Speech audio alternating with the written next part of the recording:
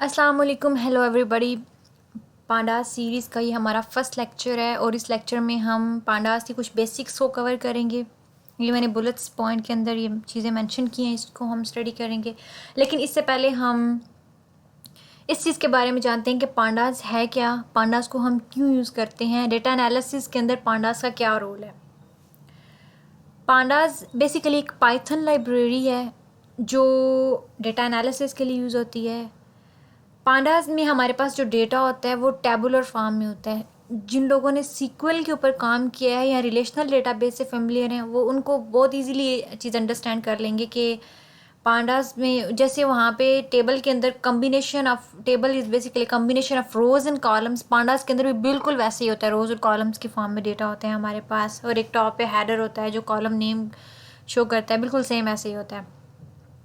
अब पांडास हम क्यों यूज़ करते हैं? पांडास जब हमारे पास large huge amount of data होता है और मैसी डेटा होता है, रॉ डेटा होता है, उस डेटा के अंदर से हम यूज़फुल इंसाइट्स को फैच करने के लिए यूज़ करते हैं। उस डेटा को इन्फॉर्मेशन में कन्वर्ट करता है।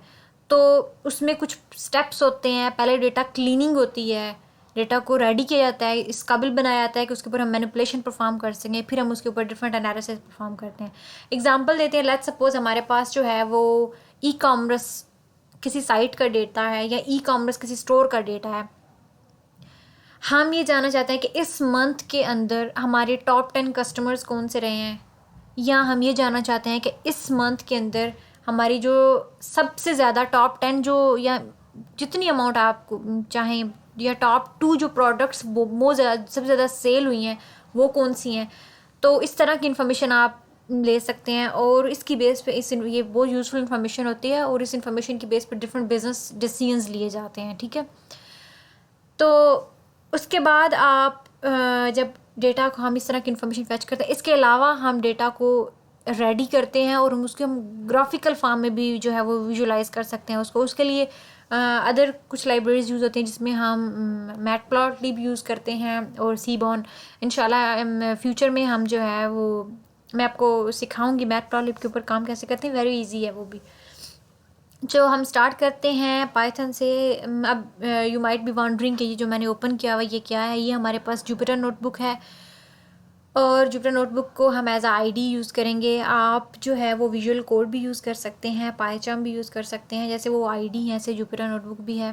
ये बहुत लाइट वेट है, बहुत ईजी टू यूज़ है, वेरी यूज़र फ्रेंडली है। इसके लिए आपको क्या करना पड़ेगा, आपने यहाँ पे जाना है एनाकोंडा पाइथन जो है उसको डाउनलोड करना है, ये आपके पास है। और यहाँ से ये इंडिविजुअल एडिशन ही डाउनलोड करना है आपने। मेरे पास ऑलरेडी डाउनलोडेड है और इंस्टॉल्ड भी है, मैंने यहाँ से ओपन करना है, या एनाकोंडा नेविगेटर बल्कि ऑलरेडी ओपन है। There you go. यहाँ से मैंने सिंपली लॉन्च करनी है जुपिटर नोटबुक। आपने इस पर क्लिक करना है, ये लॉन्च हो जाएगी। For the first time, very first time आपने इसको ऐसे लॉन्च करना है।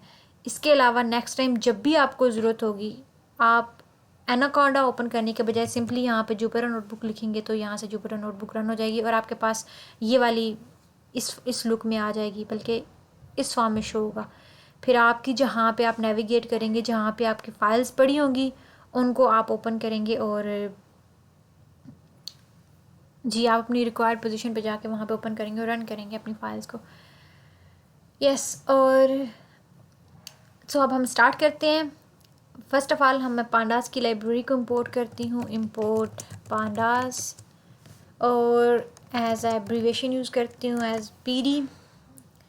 And now I am gonna read my data. मेरे पास कुछ कोविड केसेस से रिलेटेड डेटा था ऑफ डिफरेंट कंट्रीज़, तो मैं आपको उसको डिस्प्ले करवाती हूँ। Data will be different, further classes में डिफरेंट डेटा होगा, हम डिफरेंट डेटा पे काम करेंगे।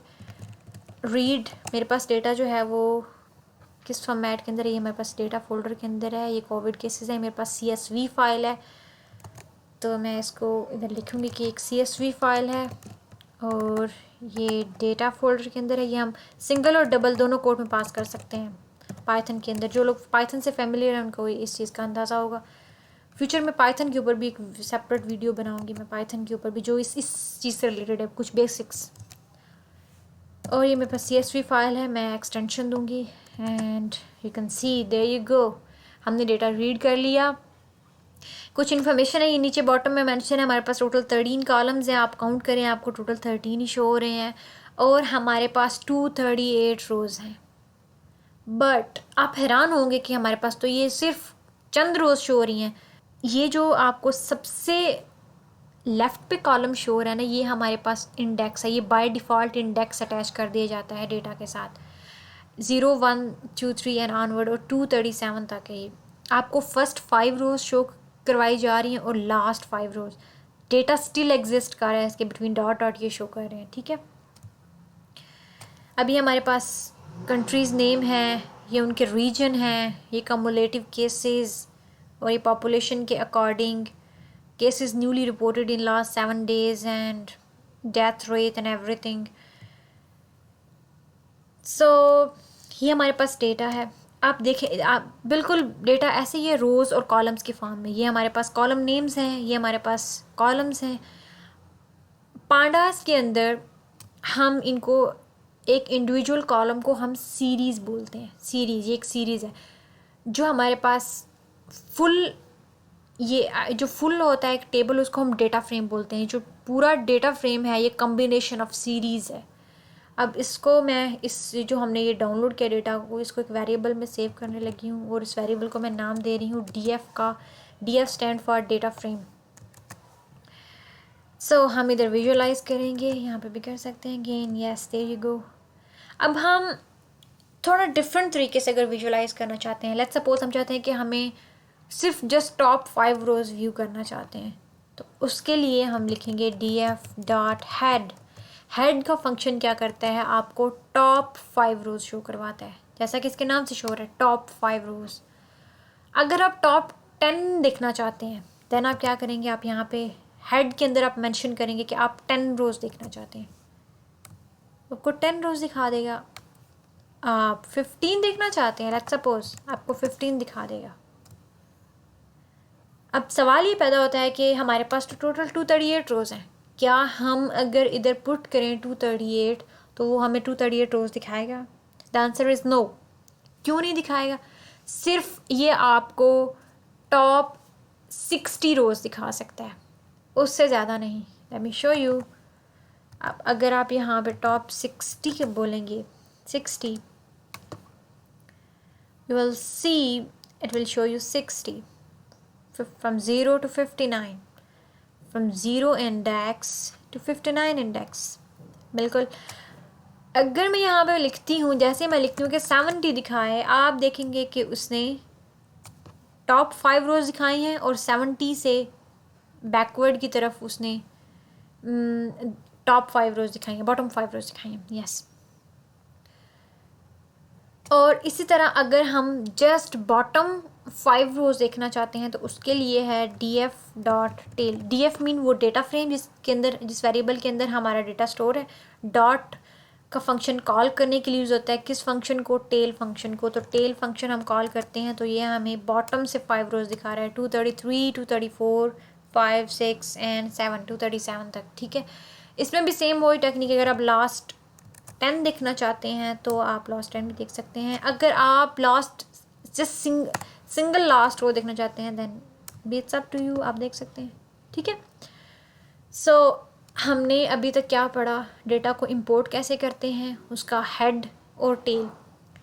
नाउ द क्वेश्चन इज़, अगर लेट्स सपोज आप चाहते हैं कि आप 238 की 238 रोज़ देखें, आप सारी रोज़ देखना चाहते हैं, उसके लिए आपको एक सिंपल स्क्रिप्ट लिखनी पड़ेगी, बिल्कुल एक single line of code. pd dot set option, ये पांडास का फंक्शन है और इसमें हम कहेंगे डिस्प्ले डॉट मैक्स रोज़। कितने मैक्सिमम रोज़? 238। और अगर अब आप DF करते हैं तो आप देखेंगे कि वो आपको 238 रोज़ ही दिखाएगा। Surprisingly yes, cool. So we have done with this part, importing data and displaying data. Now let's move on towards shapes. We are not gonna use all the, I mean it will make the Jupyter file messy, so I'm not showing the whole one. Let me restart the Jupyter notebook first of all and rerun all the cells, restore and run all, so that it get refresh. Look, we're back again. So अगर आप देखना चाहते हैं, अब हम देखेंगे कि data की शेप क्या है. शेप डिफाइन करती है कि कितनी नंबर ऑफ रोज हैं और कितने कॉलम्स हैं. उसके बाद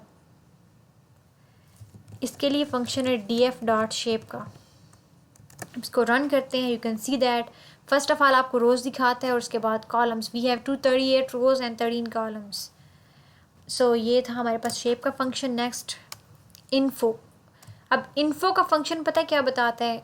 हमारे पास कितने कॉलम्स हैं और उन कॉलम्स के अंदर किस टाइप का डेटा है. I mean data type.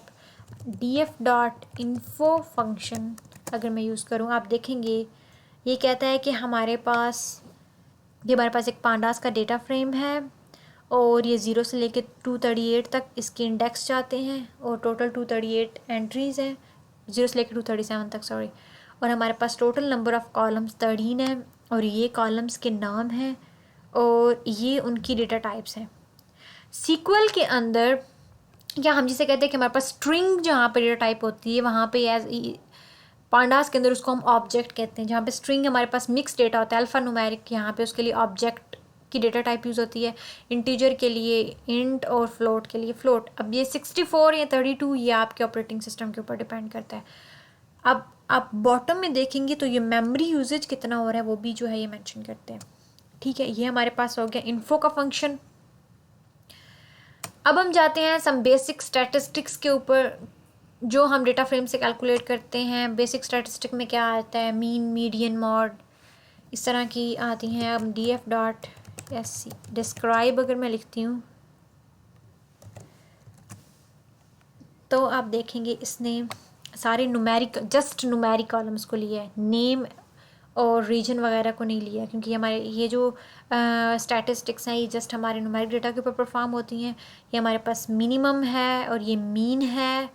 मतलब इस कॉलम के अंदर मिनिमम वैल्यू क्या है, ठीक है, और मैक्सिमम वैल्यू क्या है. मैक्स का फंक्शन ये बताता है. और ये हमारे पास मीन एवरेज वैल्यू है, स्टैंडर्ड डेविएशन है, और काउंट कितनी टोटल वैल्यूज है 238. तो यहाँ पे 238 मेंशन है. ठीक है. सो ये हमारे पास हम कुछ बेसिक स्टैटिस्टिक्स भी हमने कर ली. Now we are going to play with columns and rows. So columns के अंदर अब हमारे पास कॉलम्स कितने हैं मैं यहाँ पे लिखती हूँ. इसके लिए फंक्शन यूज़ होता है. Let's suppose columns, let me, okay, now we are gonna discuss about columns.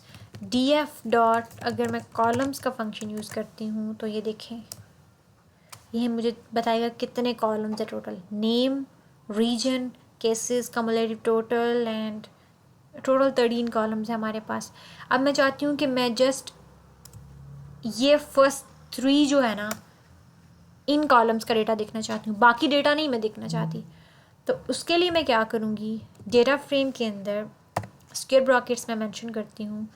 Double square brackets के अंदर मुझे मेंशन करना पड़ेगा कि वो कौन से कॉलम है. आप सिंगल कोट यूज़ कर सकते हैं, डबल कोट यूज़ कर सकते हैं, दैट्स नॉट अ प्रॉब्लम. अब मैं अगर इसको देखती हूँ तो अब देखें, लुक देयर यू गो. अब हमारे पास ये सिर्फ 3 कॉलम्स का डेटा शो कर रहा है. इट्स टेम्प्रेरी, ये इन मेमोरी ऑपरेशन है. एक्चुअल अगर हम डेटा फ्रेम देखें तो वो वैसे का वैसे ही होगा. देखिए मैं इधर आपको डेटा फ्रेम अगर अगेन दिखाऊँ तो ये देखिए वैसे का वैसा है. उस एक्चुअल डेटा में कोई चेंज नहीं आया. ये हम just in memory operation perform कर रहे हैं. तो ये हमारे पास नेम है, ये हमारे पास रीजन है और ये हमारे पास केसेस हैं. एंड द नेक्स्ट थिंग जिसके बारे में हम डिस्कस करते हैं, ओके, लेट्स सपोज अगर हमने एक सिंगल कॉलम को लेना है तो हम ऐसे भी ले सकते हैं. df डॉट के फंक्शन से भी जो है हम उसे कॉल कर सकते हैं. लेट्स सपोज मैं इस नेम फंक्शन को लेना चाहती हूँ तो मैं उसका नेम टाइप करूँगी, नेम. तो मुझे ये एक सीरीज़ है, एक सिंगल सीरीज़ रिटर्न कर देगा. आपको मैं डिफरेंस दिखाती हूँ सीरीज़ में और डेटा फ्रेम में. अब ये जो है ना ये हमारे पास एक सीरीज़ है और ये जो हमारे पास है ना df, ये हमारे पास एक डेटा फ्रेम है. अगर मैं यहाँ पे टाइप लिखती हूँ, मैं कहती हूँ कि इसकी टाइप चेक करते हैं तो you can see that it's a data frame. और अगर मैं इसकी टाइप लिखती हूँ you can see this a series. Okay, so ये हमारे पास सीरीज है, ये हमारे पास डेटा फ्रेम है. Now we gonna discuss about column name. ये हम इस तरह सिंगल, लेकिन इस तरह मसला पता है क्या आता है, ऐसा कॉलम नेम जिसमें हमारे पास अगर स्पेस हो ना तो उसमें ये मसला करेगा. लेट्स सपोज अभी ये WHO रीजन है, तो इन दोनों के दरमियान में वाइट स्पेस है, यहाँ पे प्रॉब्लम आ जाएगा.